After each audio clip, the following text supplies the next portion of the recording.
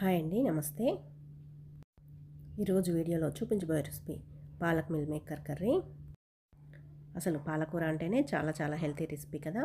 మనం ఇంకా meal maker వేసి చేస్తామంటే మీరు నాన్ వెజ్ కంటే ఈ పాలకూర మిల్ మేకర్ కర్రీనే ప్రతిసారి చేసుకొని తింటారు. వారానికి 2-3 సార్లు అయినా కూడా దీన్ని చేసుకొని తింటారు, అంత రుచిగా ఉంటుంది. మీరు ఈ పాలక్ మిల్ మేకర్ కర్రీని రెస్టారెంట్ స్టైల్లో కూడా కంటే ఈ కర్రీ అనేది చాలా చాలా బాగుంటుందండి. మీరు తప్పకుండా ట్రై చేయండి. తప్పకుండా ట్రై చేసి నాకు కామెంట్ సెక్షన్లో తెలియజేయండి.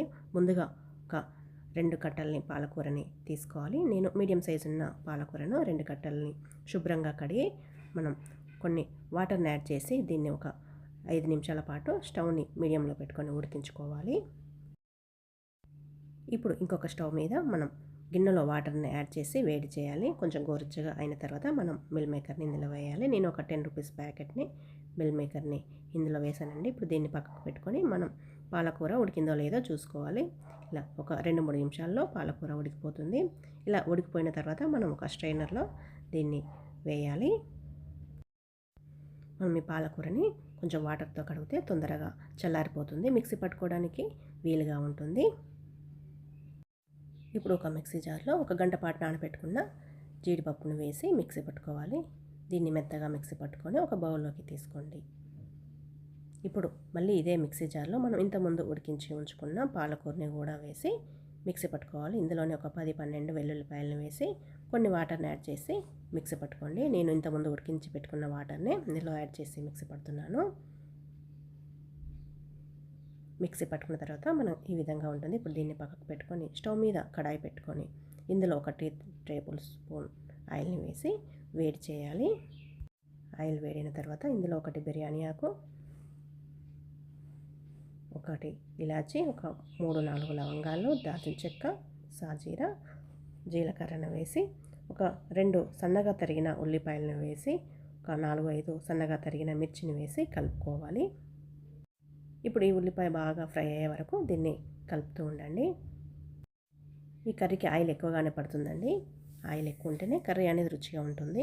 ఇప్పుడు ఈ విధంగా ఉల్లిపాయ మంచి గోల్డెన్ కలర్ వచ్చిన తర్వాత ఇందులో 1 స్పూన్ అల్లం వెల్లుల్లి పేస్ట్ వేసి పచ్చి వాసన పోయే వరకు మళ్ళీ ఒకసారి కలుపుకోవాలి.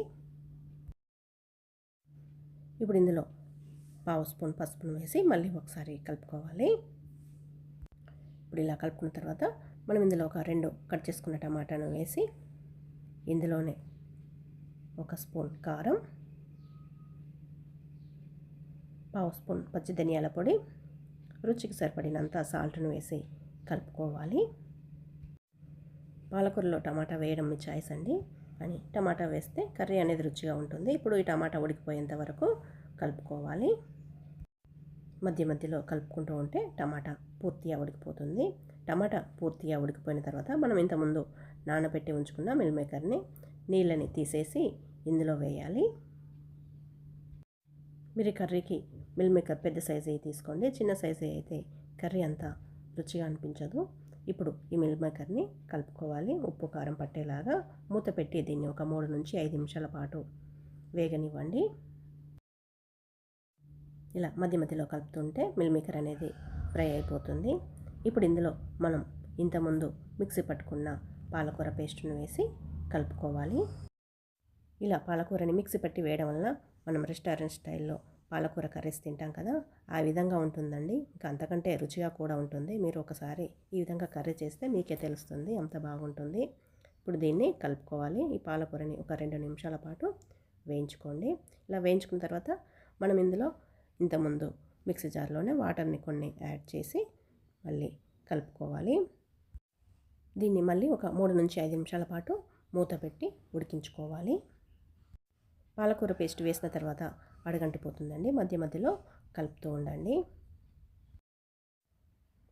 ఇలా పాలకూర కొంచెం సేపు ఉడికిన తర్వాత మనం ఇంతకుముందు మిక్సీ పట్టుకున్న జీడిపప్పు పేస్ట్ను వేసి మళ్ళీ ఒకసారి కలుపుకోవాలి. ఈ కర్రీకి దీనితోటే రుచి వస్తుందండి. మనం ఒక బౌల్లో ఒక 3 టేబుల్ స్పూన్స్ పాలపైన మీగడ ఉంటుంది కదా, దాన్ని తీసుకోవాలి. దాన్ని తీసుకున్న తర్వాత ఈ విధంగా మిక్సీ చేసుకోండి, మెత్తగా క్రీమ్ లాగా చేసుకోండి. మనం ఈ పాల మీగడని వేయడం వలన కర్రీ అనేది చాలా చాలా టేస్టీగా ఉంటుందండి. ఈ కర్రీలోకి పాల మిగడను మాత్రం మిస్ చేయకండి. ఇది వేస్తేనే మీకు కర్రీ అంత టేస్టీగా ఉంటుంది. ఇప్పుడు దీన్ని కలుపుకోవాలి. మళ్ళీ 2-3 నిమిషాల పాటు ఈ కర్రీని స్టవ్ని స్లిమ్లో కానీ మీడియంలో కానీ పెట్టుకొని కలుపుకోండి. ఒకసారి రుచి చూసుకొని సరిపోకుండే కొంచెం టేస్ట్కి సరిపడా సాల్ట్ని వేసుకొని కొంచెం వేయించిన ధనియాల పొడిని వేసి చివరగా కస్తూరి మేతిని వేసి కలుపుకోవాలి. ఈ కర్రీలో కస్తూరి మేతిని కూడా తప్పకుండా వేయండి, మంచి ఫ్లేవర్ ఉంటుంది. ఇప్పుడు దీన్ని కలుపుకున్న తర్వాత స్టవ్ ఆఫ్ చేసి ఒక సర్వింగ్ బౌల్లోకి తీసుకోండి. పాలకూర చాలా హెల్తీ రెసిపీ కాబట్టి వారానికి 2-3 సార్లు అయినా కూడా ఈ కర్రీ అనేది చేసుకొని తినేయచ్చండి. నాన్ వెజ్ను కూడా మరిపించే కర్రీ అండి. చాలా చాలా బాగుంటుంది. మీరు దీన్ని రైస్లోకి, రోటీ దేంట్లోకైనా కూడా తినేయచ్చండి, అంత బాగుంటుంది. మనం పాలకూర మిక్సీ పట్టి వేయడం వల్ల మనం ఈ విధంగా కర్రీ కనుక చేస్తే మనం కర్రీ కూడా ఎక్కువ తినేస్తాము. మీకు ఇంట్లో పాలకూర తినకుండా బోరు కొట్టినట్లు అనిపిస్తే ఈ విధంగా తప్పకుండా ట్రై చేయండి. కర్రీ మాత్రం చాలా చాలా బాగుంటుంది. ఒకసారి చేస్తేనే మీకు ఈ కర్రీ అనేది టేస్ట్ అనేది తెలుస్తుంది. తప్పకుండా ట్రై చేసి చూడండి. ఓకే అండి, మీకు ఈ వీడియో కనుక నచ్చినట్లయితే లైక్ చేయండి. అలాగే ఇలాంటి మంచి మంచి రెసిపీస్ కొరకు మన ఛానల్ని కూడా సబ్స్క్రైబ్ చేయండి.